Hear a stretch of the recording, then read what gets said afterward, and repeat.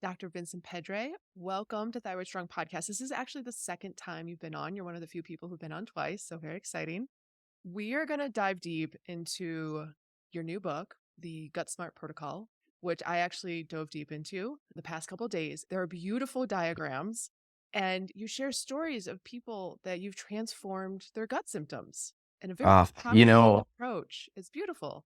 it warms my heart to hear you say that because the amount of sweat equity that I put into this book was like 10 times what I put into my first book. I wanted to make it so approachable and easy to understand for people that there was no question. Like it's just clear the message that I'm trying to get across about how the gut is the foundation for all of your health. Every system in the body, especially immune system, is connected to your gut health. Yeah, and the book feels refined. I am a big fan of simplicity, yet still getting the message across, and you feel that when you read it.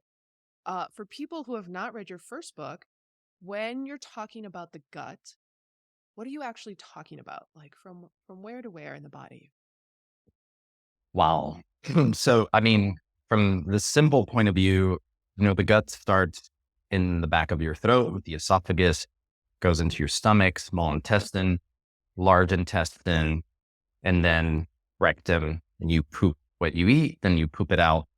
But when we're talking about the gut and what affects our health in a very dramatic way, we're really kind of focusing into the small intestine, the large intestine, and specifically the microbiome that lives in there, especially in the large intestine, which is the biggest reservoir of our microbiome.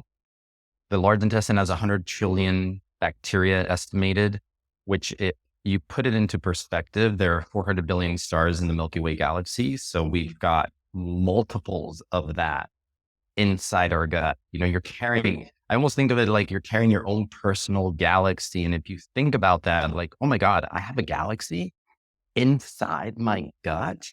And this galaxy has evolved from the very beginning of time, dating back to the first humans that maybe is like 50,000 years ago and has been handed down generation to generation over all of this time and is essential for the processes that run the human body.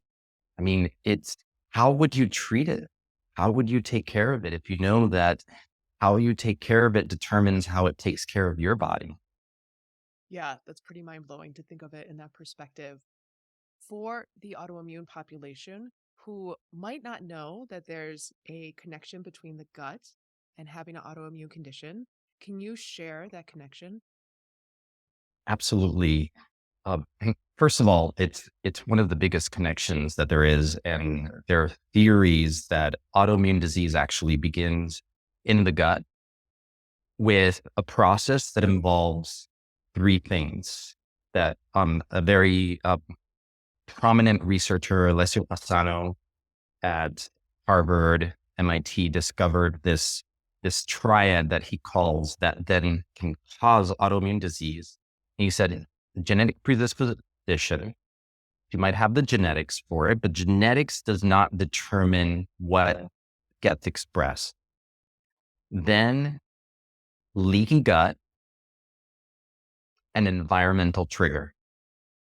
So if you have these three things, then you have the setup for developing autoimmune disease.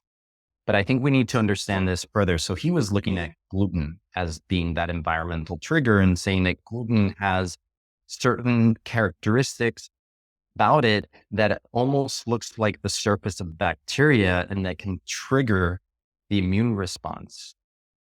But I think it's even more complicated than that because depending on what is living inside the gut, and if you have a lot of good bacteria versus bad bacteria, and you're exposed to things that would damage the balance of that ecosystem.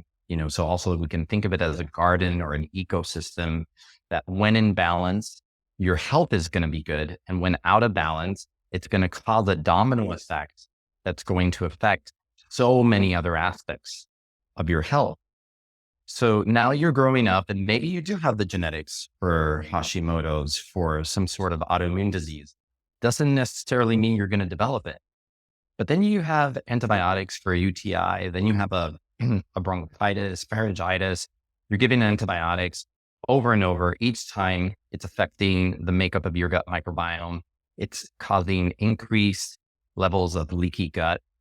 And maybe you're having drinks, alcohol, which also causes dysbiosis. So dysbiosis just means an imbalance between good and bad bugs in the gut. So alcohol is a disinfectant. Well, it disinfects your gut, but not in a good way. It kills off good bacteria, which then imbalances that ecosystem.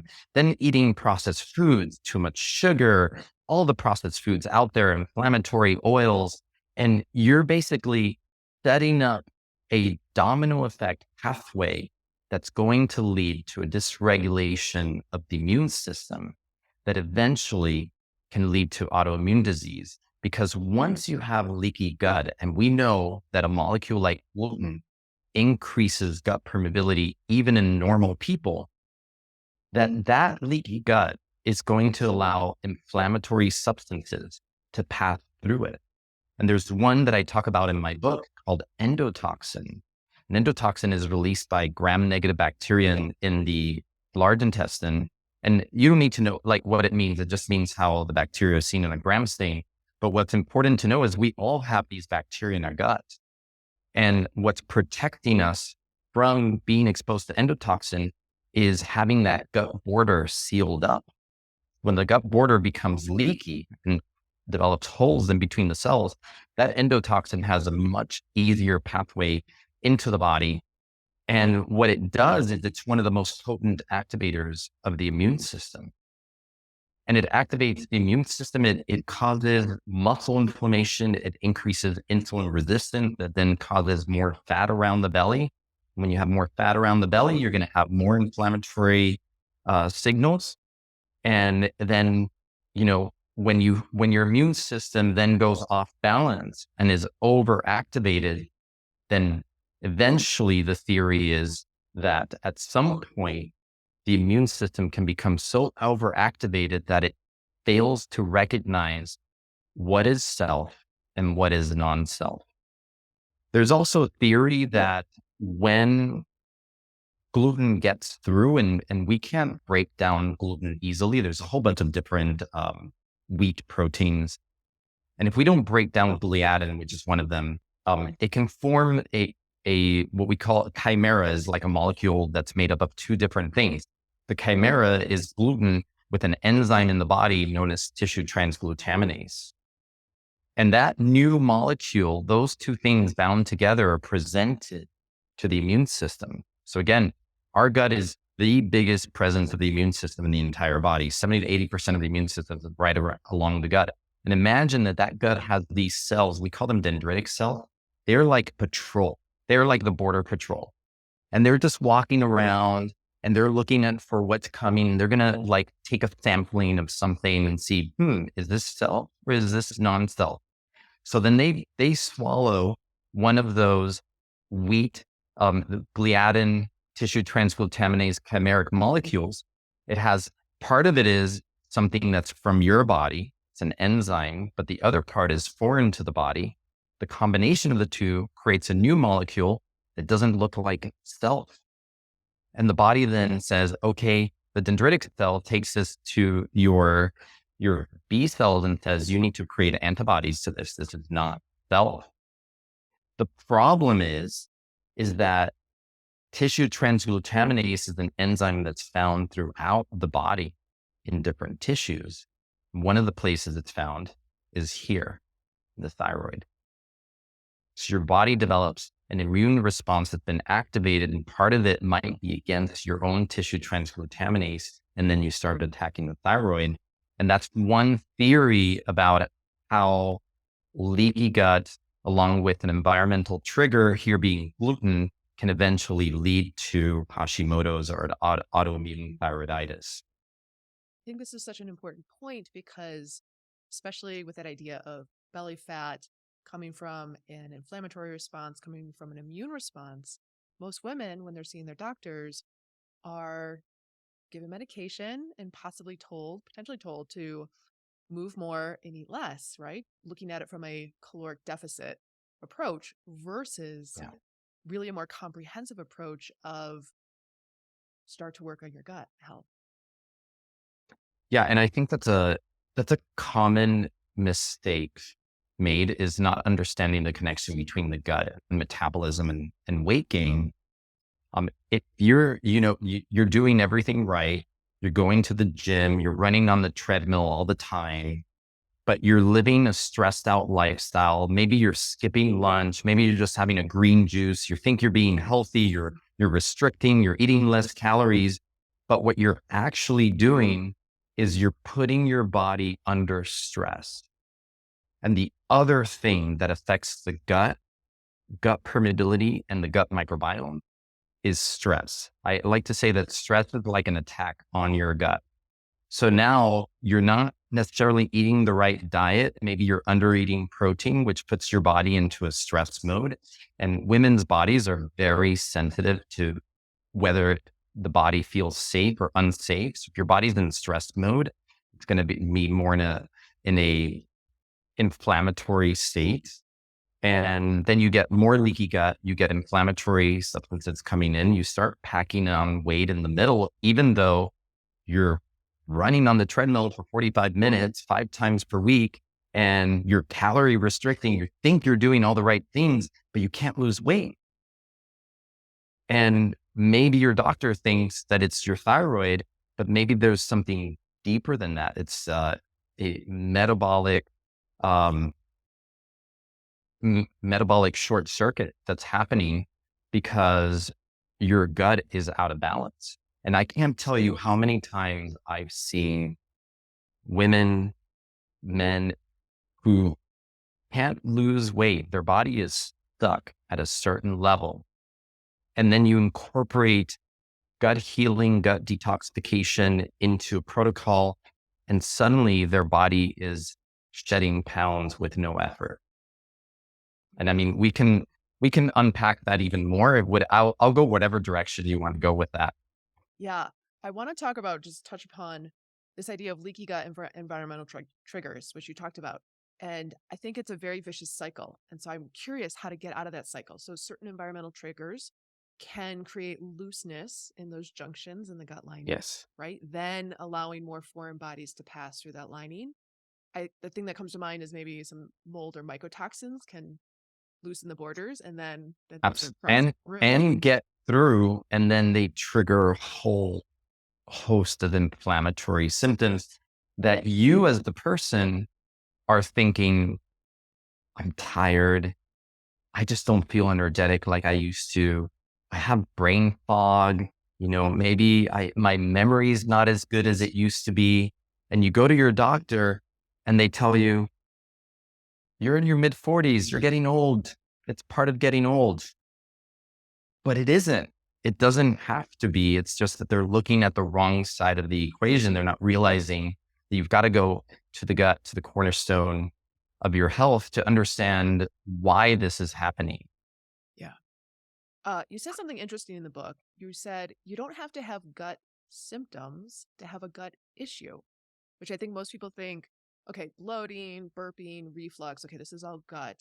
But then other symptoms, for example, joint pain, we don't like, the first thing to come to mind is not gut, but you correlate those two things in the book. And I've seen it with patients over the years, and it just always blew my mind that if I found, you anytime you do a patient intake, you ask them a broad range of questions. Do you have fatigue? Do you have joint aches? Do you have joint swelling? And obviously, any of these things can have many different underlying factors. For example, you could have Hashimotos, and yeah, you might have some element of hypothyroidism, and your doctor puts you on T4 and you feel a little better, but you don't feel completely better. The doctor's like, well, now your thyroid levels are completely normal. You're fine. The problem is that the body is not one in one, like one simplistic thing. Usually there's there's multiple different factors affecting one particular symptom in the body, and it could be coming from different places.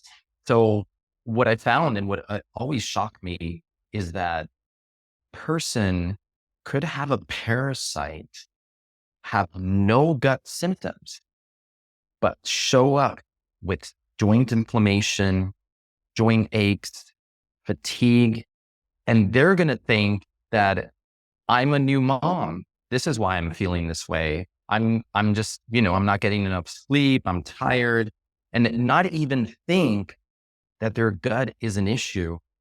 And honestly, it takes a high index of suspicion. But one thing that I really wanted to educate people on in my new book is what I call the difference between gut-centric symptoms, which you mentioned, like, stomach aches, heartburn, bloating, indigestion.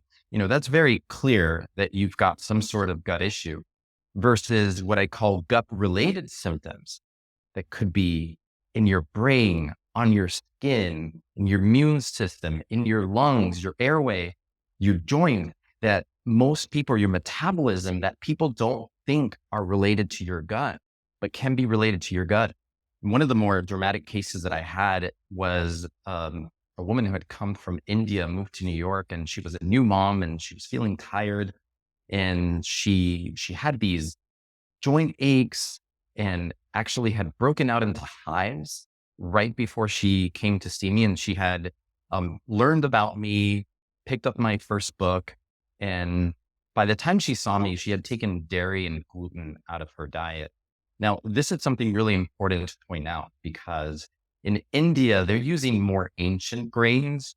They're not using all this modern dwarf wheat. So a lot of times, being in New York, I've seen patients come from other countries to the US, and they were fine in their country, and then they get sick when they get to the US. Well, with her, interestingly, she had all of these autoimmune markers that were lighting up on a blood test. Doctors wanted to put her on immunosuppressants, on prednisone. They wanted to put her on what they call biologics, which are like immune globulins that will help block those antibodies. And, she didn't want to. She wanted to take a natural approach, and she was really worried about suppressing the immune system. Is this the right way to go? And do you really have an autoimmune condition? And, when you're looking at this, you're thinking about everything. Like, could she have Lyme disease? Was she exposed to a tick bite? It could be, could she have mold in the home? But lo and behold, so I was so certain she had something going on in her gut. I asked her, because sometimes people will say, no, I don't have any gut symptoms. And then I'll come back and I'll ask from a different direction, because sometimes people aren't fully aware. I probably asked her 5 different ways, and she completely denied any gut symptoms whatsoever. And I said, but you have all these gut related health issues, and you already improved, like her hives dropped by 50% just by taking gluten and dairy out of the diet. So we tested her gut, and we found that she was growing a yeast. It wasn't Candida. And she had a very common parasite that actually you can get in India, but it's also found very commonly in the US, called Blastocystis hominis, which, if you ask gastroenterologists and traditionally trained doctors, they would tell you, oh, the science says that this is not a pathogen. It's found commonly in people. But the research has actually looked at, does blastocystis cause leaky gut? And it's found that it does. And so I treated her for yeast and for blastocystis. And within a month, her joint aches were gone. And within 2 months, her energy was up. What she thought was, a tired mom because she had a 4-year-old at home, it wasn't that, it was the gut. So I think if there's anything that I can get across to your listeners, to people who read my book, is that you don't have to have a gut-centric symptom to have a gut-related health issue. And you have to be really astute about understanding what are all those issues. It could be migraines, asthma, allergies, autoimmunity, headaches, joint aches, fatigue, muscle aches, even anxiety, depression. are related to imbalances in the gut or imbalances in your ability to break down and digest protein. If you're going to the gym and you're not making those muscle gains that you're expecting, and you're thinking, maybe is it a hormonal imbalance? Well, that goes back to the gut, but it could also be that you're not breaking down protein properly because you have a leaky gut and you're not making enough enzyme to break down that protein into the amino acids that you need in order to build lean muscle. Yeah, it's really a more comprehensive kind of root cause approach, which if everyone had access to in this country would be incredible. But they can start to tap into it by starting to read GutSmart Protocol. You I talk mean, about that's why I wanted to write a book like this, is yeah, to really make this accessible to everyone. And I wanted to simplify it and make it a food-based approach. I call it a gut, body, mind, spirit approach, because I think even when you're improving the diet, you have to pay attention to your mindset, to how your body is holding on to stress. Does your body feel safe or does it feel unsafe? And that's a really important thing, because if your body is in a state where it's saying, I don't feel safe, it's going to be inflamed. It's not going to heal well.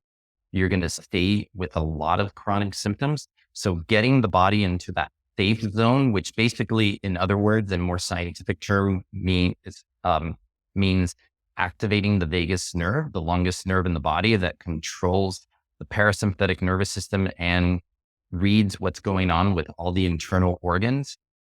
Getting that in, activating the vagus and getting into good vagal tone, then creates a sense of safety in the body that is really important to healing. If you're anxious, if you're depressed, your body is actually in an alert action and feeling that it is unsafe. yeah. So some of that vagal toning we actually teach inside Thyroid Strong during the rest breaks. We do humming, singing, putting the tongue in the roof of the mouth, and like long, slow exhales through the nose. What are some other ones that you teach before you sit down to eat? Oh, very important in my book. So I teamed up with some breath work and meditation experts. One of them is Sasha Patel, and he has a whole protocol of before meal, during meal, and after meal breathing. And part of it is just taking before meal is tuning into where are you stress wise? Like if your stress levels are here, you're at work, you're super stressed, and then you go out, you grab a quick lunch, you bring it to your desk, and now you're just like, inhaling your food. Your body is not ready to receive that food. However, it's super simple to get your body into a state where it can receive that food, even if you just stop and take 3 deep breaths. And at the end of each inhalation, as you exhale, you just do a big ah, just kind of releasing all of that tension in the body. If you do that 3 times, you have already changed your internal state to state where it's more. So a lot of it is about conscious living and being intentional about the moments in your life when you're taking food in, because it's very important for your body to be in that receptive, relaxed mode in order to be able to digest food and receive it and be able to assimilate it. Yeah. You talk about in the book the importance of the diversity of the microbiome. Why is this important? I don't think a lot of people know why. Well, everyone knows what the word diversity means. It means variety. It's like a rainbow, right? And in order to understand that, so I talked about how the large intestine has 100 trillion microorganisms. And if you look at those 100 trillion, there's anywhere between 500 and 1,000 different species, so different strains of bacteria inside each person. But when you're given an antibiotic, for example, you're drinking too much alcohol, you're eating too much sugar, you're altering the ecology, you're actually narrowing the diversity of that microbiome. And what we've learned now in studies is that the less diverse your microbiome, the higher your inflammatory markers are going to be. The more likelihood you're going to have leaky gut, the more likely that you're going to develop some sort of chronic degenerative disease. And so we want to increase the diversity of the gut microbiome. We understand that there's something about this diversity that actually improves a whole host of health parameters. And they actually looked at this as a study done in Stanford University. They did on women, and they looked at the effects of a fiber-rich diet versus a high fermented foods diet. And what they found was, surprisingly, because if you study functional medicine, you hear eat the rainbow, eat a whole bunch of fiber, that's the best thing that creates microbial diversity. And they actually found that that wasn't the case, that what increased microbial diversity and lowered 19 inflammatory markers was a high fermented foods diet. And that meant anywhere between 2 and 4 servings of ferments per day. Now, I want to qualify it because the listener might think, wow, okay, ferments are great. I'm going to go out, I'm going to buy sauerkraut, pickles, yogurt, kefir. I'm going to start having a whole bunch of ferments. And then the next thing you know, you're feeling sick and bloated and not so great.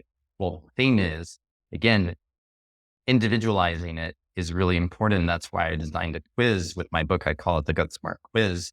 And if you take the quiz and your GutSmart score falls in the severe category, then you can't have ferments yet. They're going to make you sick. We need to do some gut healing, get you down to moderate level, and then you can start incorporating some fermented foods, but only like a quarter teaspoon, testing a little bit at a time, and I think what I've come to really appreciate over time, because in America, we think like if little is good, then a lot is even better, like just, gangbusters. And I've seen like, chat threads online, like people heard that resistant starch is really good for insulin sensitivity. And they just started taking a bunch of resistant starch supplement. And then they're feeling really bloated, horrible, lots of stomach pain. And it's because you have to be careful with these things and you have to be intuitive with it. But I think also people need to hear this, that you want to start low, test, and then increase based on how your body is reacting to that. And the end game is not to get to that high dose immediately, but to get there when your body is ready to get there. And that's the best way to get there. And people can identify this aspect in themselves through your quiz. Yeah. So they can find out what level of gut dysfunction you have, whether it's severe, moderate, or mild. And then depending on that, I have food lists that tell you what foods are in, what foods are out. And I did that so that people would know, okay, if I'm shopping, what can I shop for? But if I'm eating out, what can I eat? And I provide kind of like some macro guidelines that are good for everyone. And then I filter it down and provide the guidelines that are good for each type of GutSmart score, and have 65 recipes in the book that are actually classified according to mild, moderate, or severe, depending on what your level is. Now, obviously, if you score mild, you can actually eat across all 3 categories, mild, moderate, and severe. And moderates can eat moderate and severe. The goal is to really get, take a person on a journey. If they test severe, just take them on a journey where we get them to mild. It might not happen in one 14-day protocol, but maybe it happens in the course of 3 protocols. And again, it's a matter of like really, I think, when people work with me, I think of myself as a body whisperer, and I'm sure you feel the same, like you help people understand the signals that their bodies are giving them. And part of my goal with the book is to teach people how to listen to their bodies so that they can become their own doctor in a sense, because nobody knows your body and how you relate to food better than you do. There's nobody on the planet that can know that better than you do, but you can only know it if you're tuning in and you're being aware of what the reactions are, both before you eat, thinking about what is it that I desire? What is it that my body is craving right now? Because there is a wisdom to that. Understanding while you're eating, realizing when you're full, when you should stop eating. And if you're at your desk, stressed out, inhaling your food, you're not present. You're not going to know when you're full. You're probably going to maybe overeat. But if you're present, if you're breathing, if you're eating and chewing your food slowly, then your body's going to tell you when. And then afterwards, listening to your body, I call it pre, during, and post meal intuition, which is something that I talk about developing in the book. Afterwards, it's really understanding the interconnection. Like, you ate, does your eczema get worse? Do you get a rash? Do you get a headache after you ate? Do you um, get a migraine? I have like my kryptonite. So for me, my kryptonite is raw onion. And last night I went out to dinner with a friend, and I forgot to tell them at the Mexican restaurant that I did not want onions on my taco. And I thought I pulled out as many as I could. And I thought, if I just have a few, like, it's not going to be a big deal. Well, I woke up at 2:30 in the morning with a migraine, because it's my kryptonite. And I know better that raw onion, because of the sulfur in it, can trigger migraines for some people. So I went against what I know to my before meal intuition was like, don't eat those onions.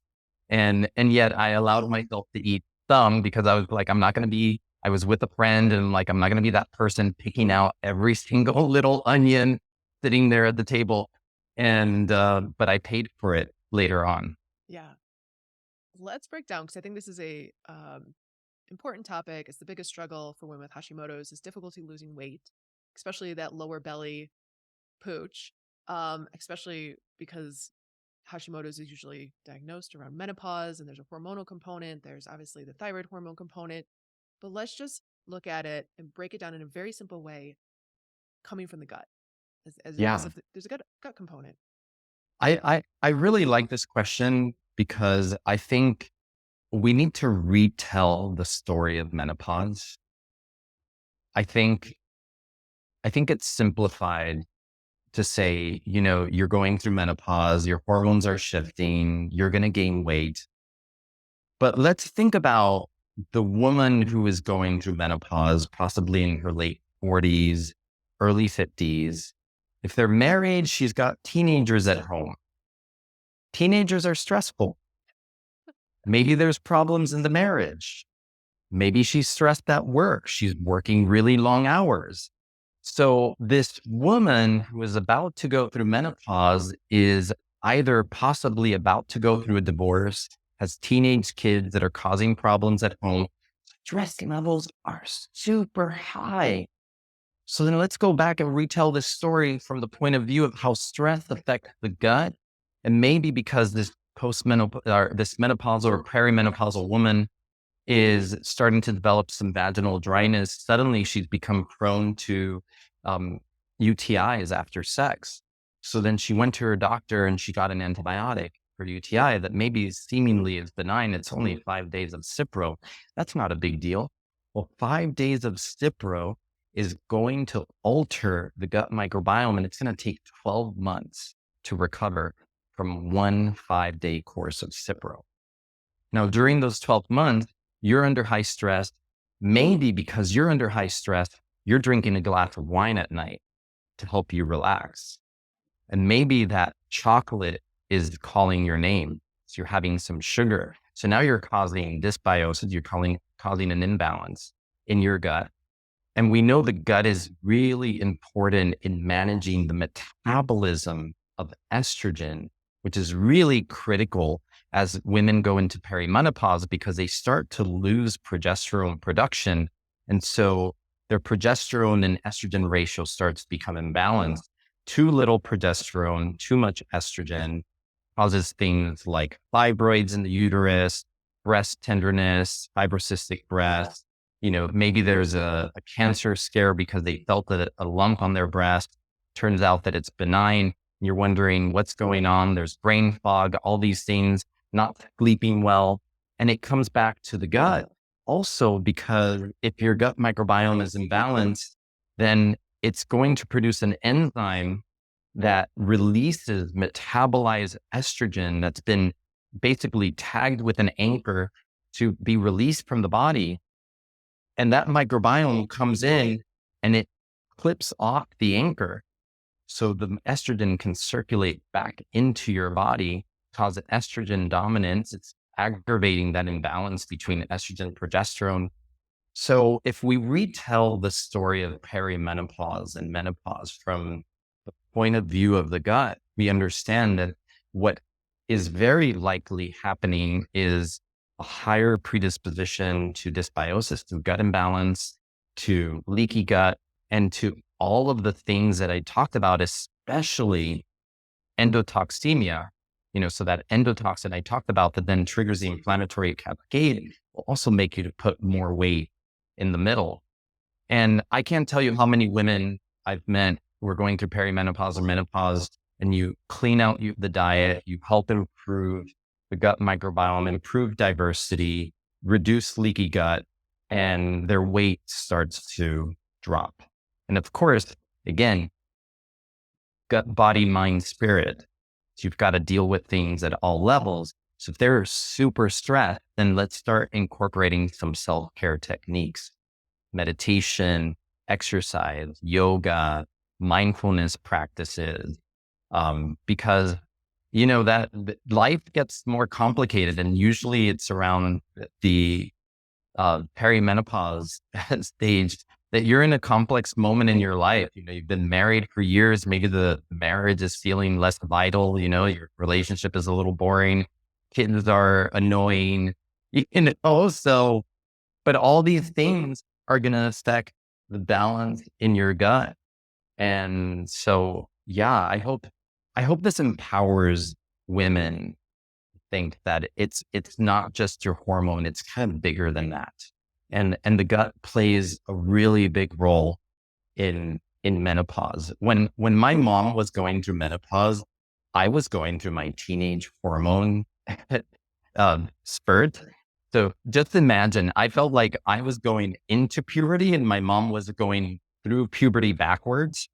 And we were emotional, sometimes arguing, we were mad at each other. And, well, you know what I mean. Yeah, I think my mother and I went through that same relationship. I love that explanation. I think it gives so much hope to women with Hashimoto's who maybe, like we said earlier, were just given medication and told to work out more and eat less. I think it's a more comprehensive root cause approach. And I love that there's a quiz. It gives this personalization to the book that, I read a lot of health books and I haven't really found that piece. So I love that that is part of the book. Where can people find you and where can people get the book? So if they go to GutSmartProtocol.com, they can find all the ways to get the book. It's going to be on all major retailers.